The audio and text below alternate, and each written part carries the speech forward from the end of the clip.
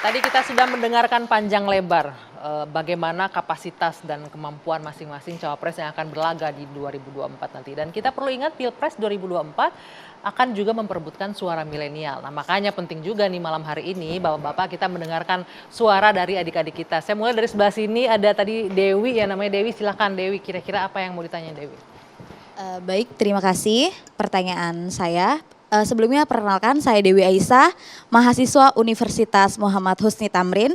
Pertanyaan saya, sebagai juru bicara dari ketiga capres dan cawapres, apa strategi kampanye dari masing-masing paslon untuk mengget suara anak muda selain melalui media sosial, dan kiranya isu atau program terobosan apa yang sudah disiapkan untuk generasi muda? Terima kasih.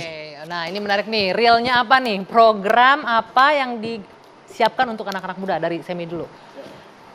Ya, yang pertama pastinya kebebasan berpendapat. Selama ini dari kita masih menggunakan istilah Konoha, ya. Ini adalah bukti bahwa kita masih belum bebas berpendapat. Yang itu yang pertama. Yang kedua, kita perlu ada bantuan-bantuan untuk olahraga, Mbak, yang pertama. Di Jakarta, Pas Anies pernah melakukan hal itu dan fokus di hal itu. Yang ketiga tentang pendidikan. Pendidikan ini memang penting untuk kita bisa memberikan pendidikan gratis untuk dari TK malah sampai dengan pendidikan tinggi. Yang keempat, lapangan pekerjaan. Sekarang itu kan lapangan pekerjaan sangat sulit. Itu menjadi fokus untuk bisa membuka. Apalagi kalau udah capek-capek cari kerja, begitu udah apply, bersaing dengan yang lain, yang masuk nggak taunya orang dalam. Kan gak enak juga kayak gitu, ya nggak? Okay. Ada orang yang punya jaringan ke, ya anaknya siapa gitu kan. Itu yang memang harus diperangi dan harus kita bisa selesaikan sih. Oke, itu yang akan disentuh dari anak-anak muda ya. Oke, Bung Ciko, apa yang akan disentuh? Jadi yang pasti belasan juta tenaga kerja baru. Ya, lapangan tenaga kerja untuk teman-teman mahasiswa itu selalu yang dipikirkan. Saya juga punya putra-putri yang ada di sudah lulus kuliah maupun sedang berkuliah. Nah, nomor satu yang dipikirkan itu, gue kerja di mana. Nah, itu pasti yang kita pikirkan. Belasan juta lapangan tenaga kerja baru. Di luar itu juga kita pledge, kita berjanji setiap keluarga di Indonesia punya satu sarjana. Jadi itu harus kita wujudkan. Satu sarjana di setiap keluarga, minimal.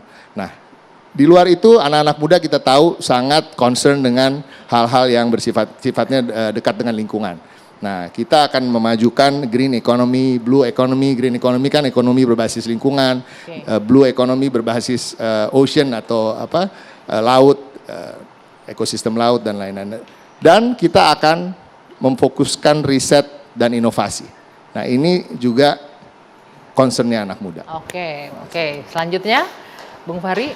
Ya, kalau pertanyaannya apa strategi untuk menggait kaum muda dan suara kaum muda dan milenial, strategi besarnya adalah menghadirkan kaum muda dan milenial itu sebagai wakil presiden Republik Indonesia. Representatif itu, ya, ada perwakilan strateginya. Dan orang ini, anak muda yang punya prestasi sebagai wali kota yang dia bangun maju, nanti akan menjadi pemimpin bagi generasi ini, berkeliling dan bertemu dengan mereka, menghidupkan harapannya bahwa masa depan mereka cerah dan gemilang di hari-hari ke depan. Tepuk tangan dulu untuk semuanya. Ini dicatat baik-baik ya adik-adik ya, jualannya tadi masing-masing mana yang paling mengena di hati. Oke, tadi kalau dari sebelah sini udah, dari sebelah sini boleh. Ada Nita ya, Nita mau nanya apa? Nita silakan. Baik, terima kasih. Sebelumnya saya Nita Hairina, saya mahasiswi dari Universitas Bakri. Dan pertanyaan saya ini berhubungan dengan salah satu statement yang disampaikan oleh pihak cawapres Bapak Mahfud MD. Di mana di awal dinyatakan bahwa fungsi dari cawapres itu ada untuk memenuhi hal yang belum bisa disentuh oleh presiden, calon presiden. Sedangkan statement yang disampaikan adalah bahwa Bapak Mahfud MD ini bahkan melebihi dari Pak Ganjarnya sendiri.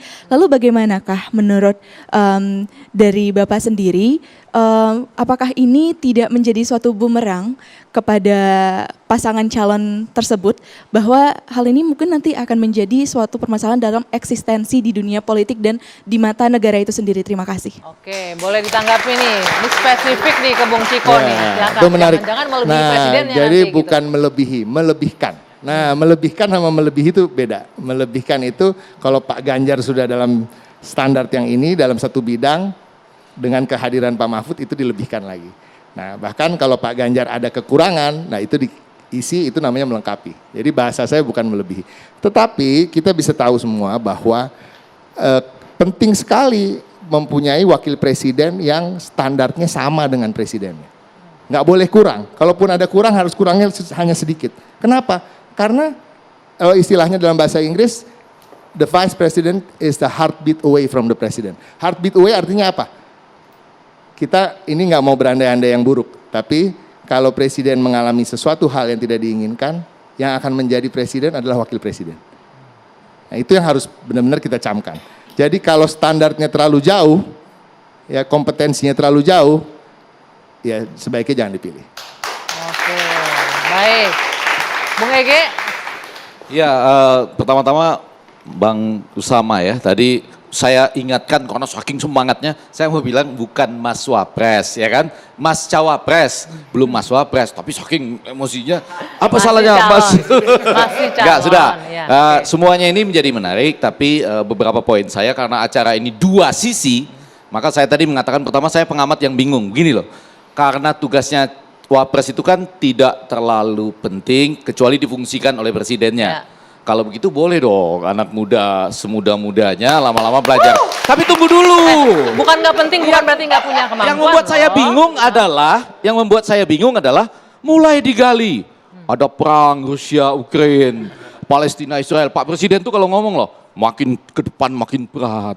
Ada geopolitik, makin susah ketahanan pangan dan lain-lain. Bukannya butuh orang yang makin bahu-membahu dengan capresnya, karena tantangan tidak seperti yang lalu-lalu gitu. Menurut Anda cawapresnya nggak bisa Masih belajar pelan-pelan. Hah? Karena Pak Prabowo Jangan kan underestimate Tar dong, dulu. Bung Enggak Ege. underestimate, kan Oke. memang demikian. Oke, masih Pak belajar Prabowo tuh pelan-pelan, oke. membuat jembatan, betul ya, supaya anak-anak muda ini belajar. Antara lain dari wali kota belajar dari cawapres. Tapi kalau ada yang bisa membuktikan, kan ini tantangan, membuktikan bahwa cawapres kami itu nggak perlu belajar lama, karena segera bisa memikirkan hal-hal yang bersama-sama dengan presidennya menjadi lebih efektif.